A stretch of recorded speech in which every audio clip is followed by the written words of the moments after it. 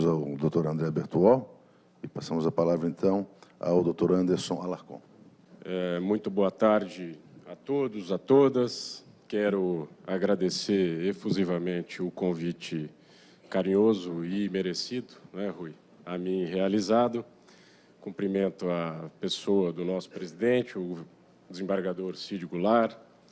Quero cumprimentar também o nosso presidente do TRE aqui, o desembargador César Abreu, nossa juíza eleitoral Ana Blasi, nosso juiz Fernando de Castro Faria, amigo da ABRADEP, Academia Brasileira de Direito Eleitoral e Político.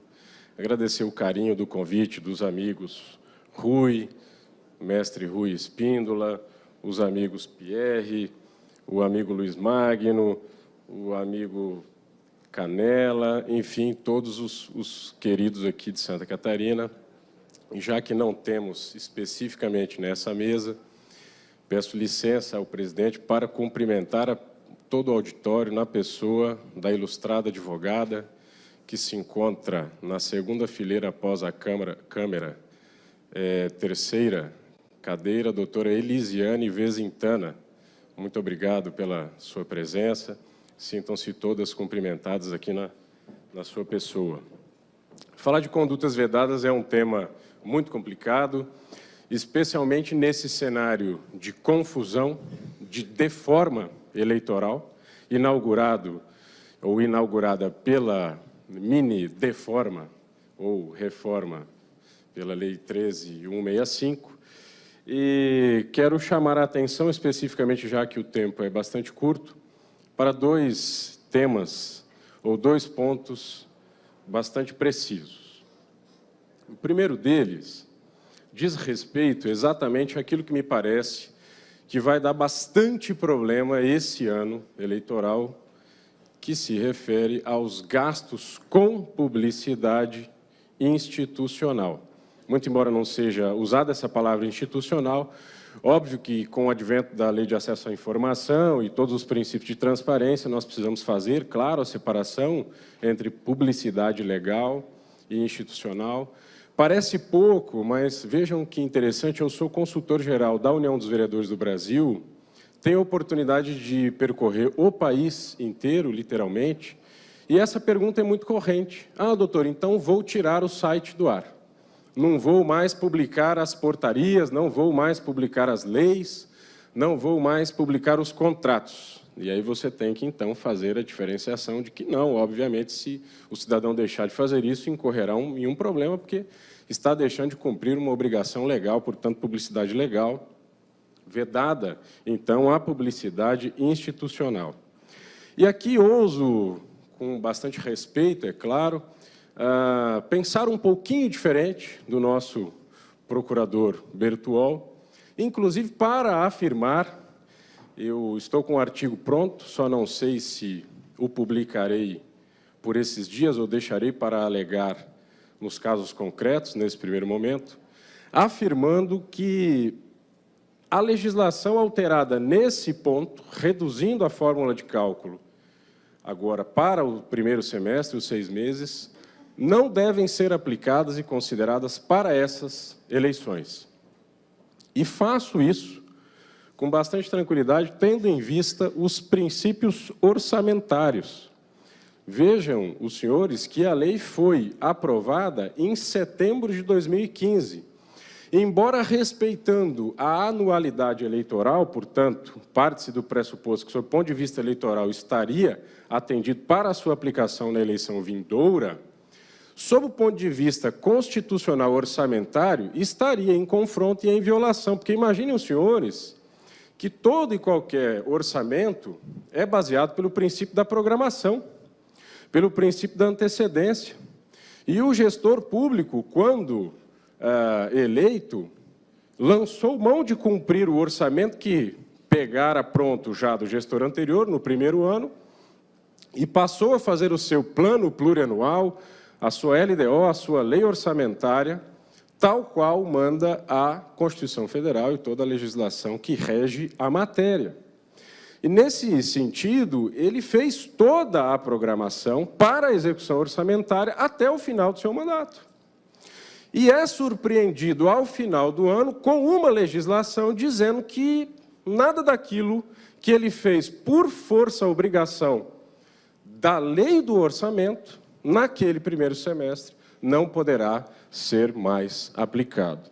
E aí a legislação tem aqui inúmeros dispositivos, temos pela doutrina inúmeros princípios, o princípio da legalidade orçamentária do artigo 5º, princípio do equilíbrio orçamentário, a própria lei 4.320 de 64, no artigo 7º, é clara a esse respeito, a lei de responsabilidade fiscal, no artigo 4º, igualmente, que, diga-se de passagem, é uma lei complementar e, na hierarquia das leis, nesse sentido, me parece que não há dúvidas que estaria em grau de sobreposição à lei ordinária que fez a alteração na Lei Geral das Eleições, a Lei 9.504, o princípio da universalidade orçamentária, o princípio da exclusividade orçamentária, o princípio da programação orçamentária. Então, nós temos princípios constitucionais, tributários, mais do que suficientes para, claro que com alguma divergência do nosso procurador, sustentar a tese de que, para essas eleições, essa alteração me parece que não seria razoável. A segunda questão, um caso concreto, e eu estou efetivamente com inúmeros problemas, doutora Ana, ou, na verdade, estou com os problemas dos meus clientes, é que, como isso pegou todo mundo de surpresa, veja que situação. O cidadão foi eleito em 2012, assumiu em 2013, com um orçamento feito pelo seu antecessor, portanto, amarrado. Imagina-se que, em 2013, no primeiro semestre, pouco ou quase nada, ele tenha gasto. Talvez um pouquinho no segundo semestre de 2013, tenha, talvez, gasto pouco no primeiro semestre de 2014 e feito um pouco mais de investimento em publicidade institucional, talvez no primeiro semestre de 2015. Se nós utilizarmos a base de cálculo retroagindo a aplicação dessa legislação, repito, violando a programação orçamentária, nós chegaremos a cenários que o cidadão vai iniciar, ou iniciou o ano de 2016 com nada ou quase nada para gastar. E veja que nós temos, efetivamente, imagina-se que esse seja um dos principais problemas ou causas que serão levadas à apreciação do Poder Judiciário esse ano, sob o ponto de vista da conduta vedada. Bom, vencido esse ponto, a outra situação que eu quero chamar a atenção diz respeito a essa confusão eleitoral inaugurada, de novo e repito, ou recrudescida pela reforma, esse eventual conflito existente entre publicidade e promoção pessoal hoje e nesse momento vedada versus a promoção pessoal permitida lá do artigo 36A. O professor Luiz Fernando Pereira inaugurou essa discussão aqui com bastante propriedade, inclusive bastante difícil conseguir falar com a objetividade e clareza do professor Pereira. Agora vejam que situação engraçadíssima. O inciso 6 do artigo 73 é claro quando diz aqui nas suas alíneas, especialmente na alínea B, que, com exceção da propaganda de produtos e serviços que tenham concorrência no mercado, autorizar publicidade institucional dos atos, programas, obras, serviços e campanhas dos órgãos públicos federais, estaduais e municipais, vedado. E a linha C, fazer pronunciamento em cadeia de rádio e televisão fora do horário eleitoral gratuito, salvo quando, a critério da Justiça Eleitoral, tratar-se de matéria urgente, relevante, característica das funções de governo. E o artigo 77, proibindo a qualquer candidato comparecer nos 3 meses que precedem o pleito à inauguração de obras públicas e há aqueles que defendem também eventos assemelhados, doutor Fernando, por que não dizer aquelas festas populares? Eu sei que essas coisas não acontecem aqui no estado de Santa Catarina, presidente, mas em outros lugares do país isso é bastante comum. Veja que se, de um lado, o artigo 73 e 77, neste ponto não alterado, proíbe esse tipo de conduta, de outro lado, o artigo 36A é expresso em permitir o seguinte, olha, não configuram propaganda eleitoral antecipada, desde que não envolvam pedido explícito de voto, a menção à pretensa candidatura, a exaltação das qualidades pessoais dos pré-candidatos, e tudo isso ainda, pasme, pode ter cobertura dos meios de comunicação social, inclusive internet. E aí nós chegamos ao absurdo de como separar a pessoa do mandatário para com a pessoa do candidato. Nós sabemos que a legislação de condutas vedadas foi pensada a partir da criação do Instituto da Reeleição, exatamente para tentar garantir o equilíbrio da disputa entre aqueles que, permitidos pela lei, ocupam essa dupla função, né, de mandatário e também de candidato, e aqueles que não têm esse poder em suas mãos. Agora, veja, nós não podemos, e nós temos talvez essa mania, especialmente em direito eleitoral, de tapar um pouco o sol com a peneira. Nós não podemos nos esquecer que o proveito eleitoral daquele que é candidato, disputante da reeleição, apoiando aquele seu pupilo, digamos assim, esse proveito ele terá naturalmente. O que me parece que a conduta vedada quer, de alguma maneira, coibir é o proveito escuso, é o proveito ilícito, é a atuação mandrake, é a fraude, é aquilo que é efetivamente vedado. E você, como é que nós iremos separar nesse cenário? Veja que eu tinha uma legislação e continuo tendo que diz que eu não posso ter pronunciamento, e é claro que aqui eu estou tratando o pronunciamento como algo oficial, como algo unilateral, decorrente de um ato de poder do gestor que pode, então, convocar, digamos assim, a emissora de rádio ou TV para fazer o seu pronunciamento.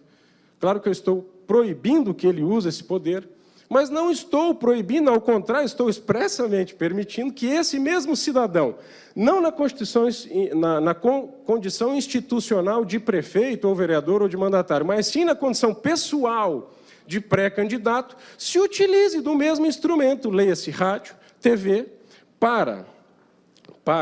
leia-se, nessas entrevistas, programas, encontros ou debates no rádio, na televisão e na internet, expor, inclusive, a sua plataforma e o seu projeto político.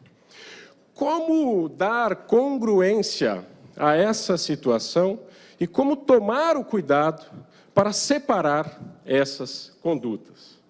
Veja que o artigo 36A, que veio facilitar a vida dos operadores do direito, também permite a realização de encontros com a discussão de políticas públicas e planos de governo.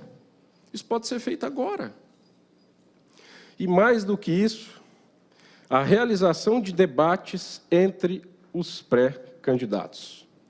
E aí vem a pergunta, e, pessoalmente, lá no escritório, nós chegamos ao absurdo de orientar os clientes nas minúcias, nas filigranas e nas vírgulas, de dizer o seguinte: olha, prefeito, pré-candidato, quando o senhor for entrevistado na rádio, na TV, combine com o apresentador para não te chamar de prefeito.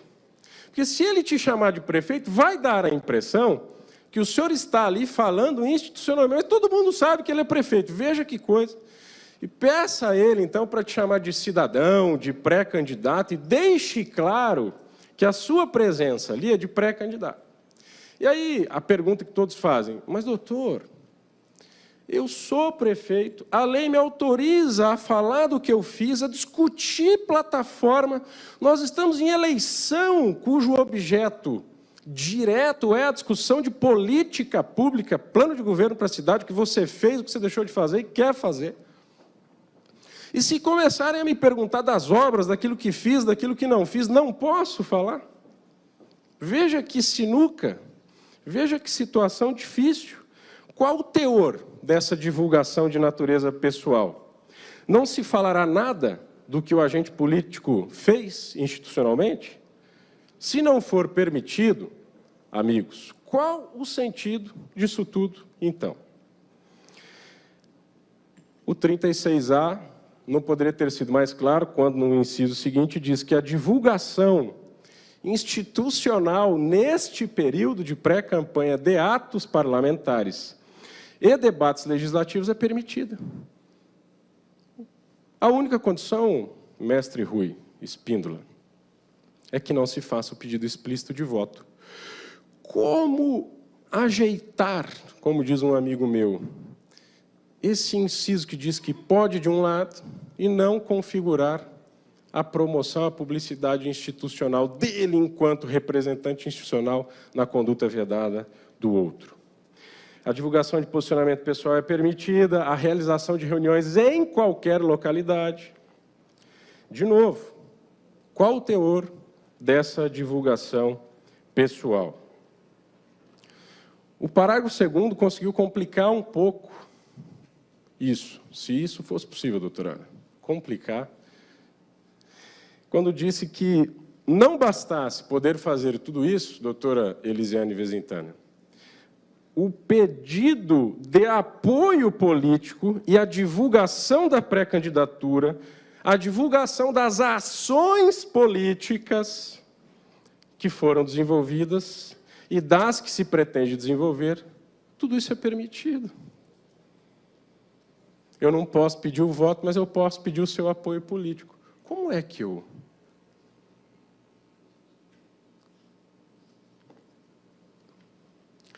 A legislação precisa ser acomodada e bem interpretada para não dar conflito. Não pode pronunciamento em cadeia de rádio e TV, mas pode entrevista, cobertura pelos meios de comunicação social antes do período eleitoral. Engraçado que, num tempo em que ninguém mais vê TV, rádio, que as redes sociais, o Zap, uma comunicação superficial, ninguém mais assiste vídeo com mais de 30 segundos, ninguém lê mais, ninguém passa da terceira linha de uma postagem no Facebook, ou seja, nós estamos numa era diferente, numa fase diferente. Então, eu proíbo o posicionamento oficial no rádio e na TV, liberei, de outro lado, nessas outras redes que me parece que hoje são muito mais efetivas, e a legislação continua conflituosa, complexa. Como os senhores, amigos juízes, irão acomodar tudo isso?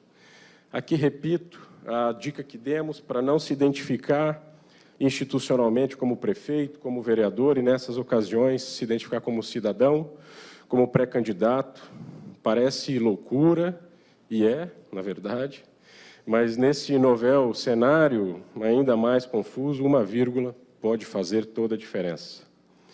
Talvez o que ainda acomode um pouco isso, presidente, é a garantia da isonomia pelas emissoras de rádio e de TV.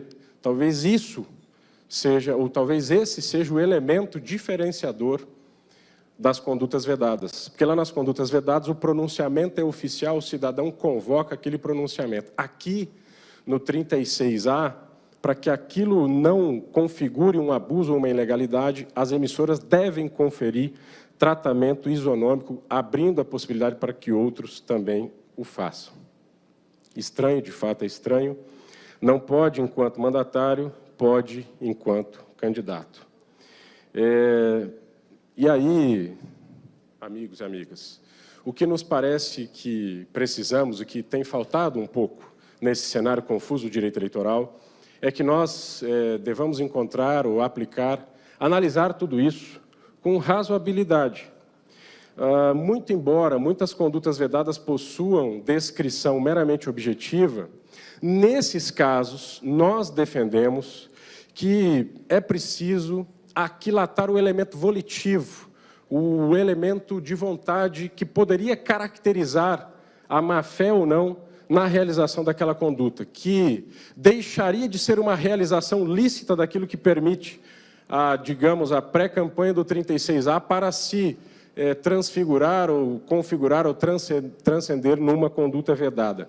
Me parece que a chave que vai diferenciar uma situação da outra é a análise do elemento subjetivo dessa situação toda. Para finalizar, presidente, eu imagino que meu tempo já esteja estourado. É uma pena, doutora Ana, é uma pena, presidente, é uma pena, Rui, que essa reforma, na verdade, muito mais deformou, muito mais piorou o sistema e não tratou de situações que me parecem que são muito mais urgentes e que precisamos tratar. Não tratou de situações como, por exemplo, o Pacto Federativo, municipalismo, a necessidade de melhor divisão de impostos. Eu tenho um filho de 6 anos, o Moisés, Fernando, você sabe. Eu começo a sofrer porque ele está entrando na fase dos porquês e eu não sei o que vou explicar para ele quando ele me perguntar.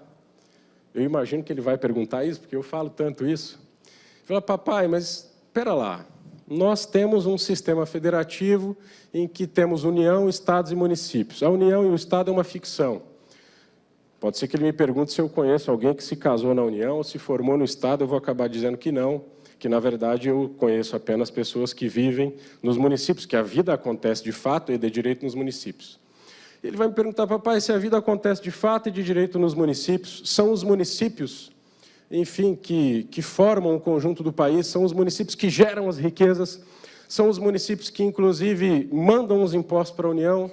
E por que, papai, por exemplo, a cada R$100 gastos, aproximadamente 40 são de impostos? E por que desses 40 de impostos, nem R$1,80 regressa para o município?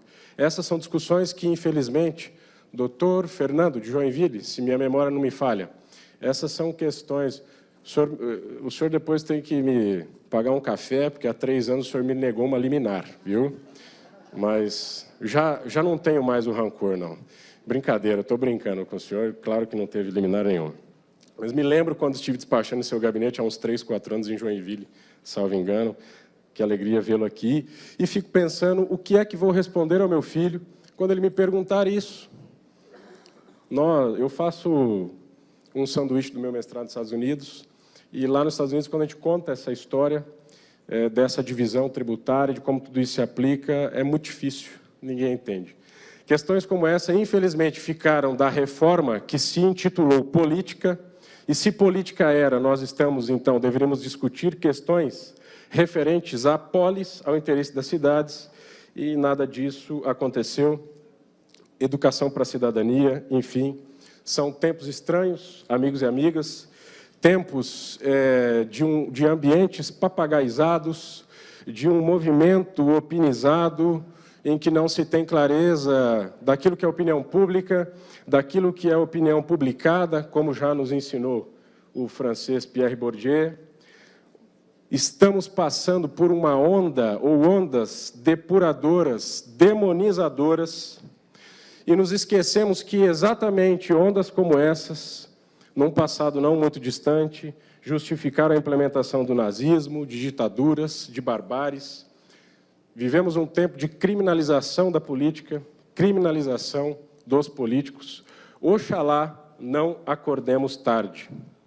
Se não aprendemos nada com a história, Rui, porque me parece que talvez essa seja a única lição que a história tenha nos ensinado, que a história, no final das contas, não nos ensinou nada.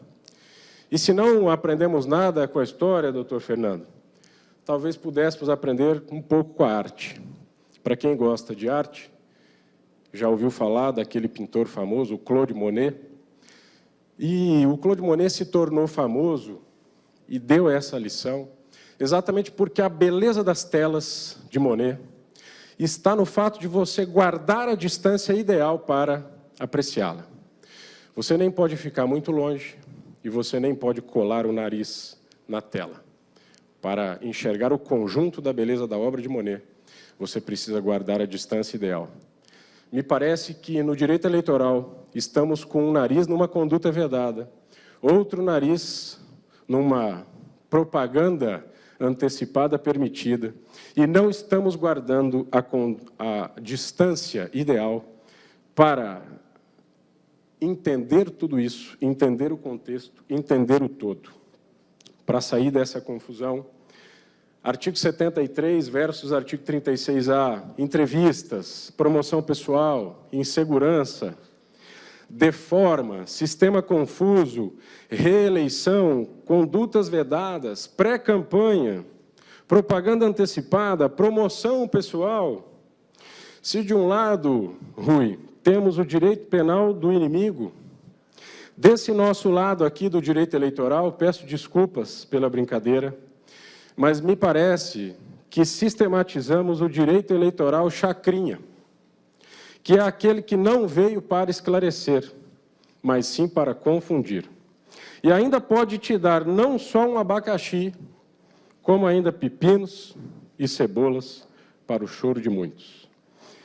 E esse quase, esse talvez, essa incerteza que contribui para um sistema eleitoral ainda mais hermético para os seus operadores e destinatários, só recrudescem o cenário. Nesse cenário, repita-se, agravado pela criminalização da política e satanização do agente público político, especialmente, claro, o eleito. Nesse cenário de 11ª alteração legislativa eleitoral em menos de 10 eleições, tudo isso acaba, no final das contas, por prestar um desserviço à nossa já tão combalida democracia, à nossa já tão fragilizada res pública. E são justamente, presidentes, encontros como esses e ações de educação para a cidadania e direitos humanos que renovam nossa esperança, alimentam nossa fé e nos abastecem para continuar em busca da batida democrática perfeita, ainda que de 2 em 2 anos. Menos mal. Pensar que poderia ser pior com a famigerada unificação. Sairíamos de 2 para ficarmos de 4 em 4 anos. Pior? Melhor? Será? Não sei. Talvez. Foi como disse o poeta desconhecido, muito embora esse poema tenha sido atribuído ao vizinho de vocês aqui, o Luiz Fernando Veríssimo, ele, numa entrevista recente, disse que esse poema não é dele, mas que ele gostaria muito que fosse, que diz o seguinte, e acho que tem tudo a ver com o cenário de confusão que estamos inseridos. Muito pior que a convicção de um não é a desilusão de um quase. É a incerteza de um talvez. Porque, embora quem quase morto ainda esteja vivo, quem quase vivo já morreu. Apesar de tudo e de todos, de incertezas, de arbitrariedades tamanho GG, em que ontem foi comigo, amanhã pode ser com você, amigo Rui, resistiremos. Viva democracia, viva Santa Catarina. Obrigado.